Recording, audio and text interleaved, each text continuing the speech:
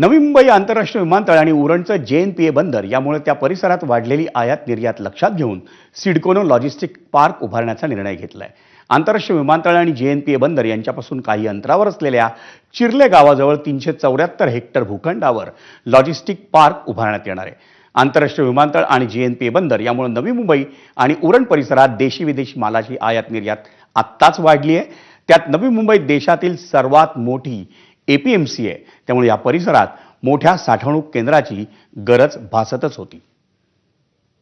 आपण 72 हेक्टरच्या त्या ठिकाणी प्लॉट्सच्या त्यामध्ये प्लॉटचे साईज म्हणजे 4 एकर पासून 40 एकर पर्यंतची आहे। पूर्ण प्लांट वे मध्ये की त्या ठिकाणी रोड इन्फ्रास्ट्रक्चर किती असेल, बाकी फॅसिलिटी किती असेल, त्यासाठी आपण ऑलरेडी EOI काढण्यात आलेला आहे। सो म्हणजे आता आपण जो नवी मुंबई शहर आहे आणि जसं आपण सांगितलं, we are creating cities within city. आपण शहरांतर्गत बरेच शहर तयार करतो, जसं आपण एज्युसिटी आहे, मेडिसिटी आहे, तसं लॉजिस्टिक पार्क याची मागणी खूप आहे। तर त्या ठिकाणी तेही आपण या ठिकाणी डेव्हलप करतो आणि मला वाटतो या लॉजिस्टिक पार्कमुळे आपण JNPT आणि नवी मुंबई आंतरराष्ट्रीय विमानतळ आणि ह्या कार्गो आणि इतर गोष्टीसाठी लोकांना फार सोयीची सुविधा होणार आहे।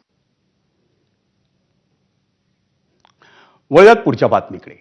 अभिनेता अक्षय कुमार आणि अभिनेत्री ट्विंकल यांच्या मुलीकडे ऑनलाईन गेम दरम्यान न्यूड फोटोची मागणी करणाऱ्या आरोपीला अखेर अटक करण्यात आली आहे। या धक्कादायक प्रकरणात अक्षय कुमार यांनी तात्काळ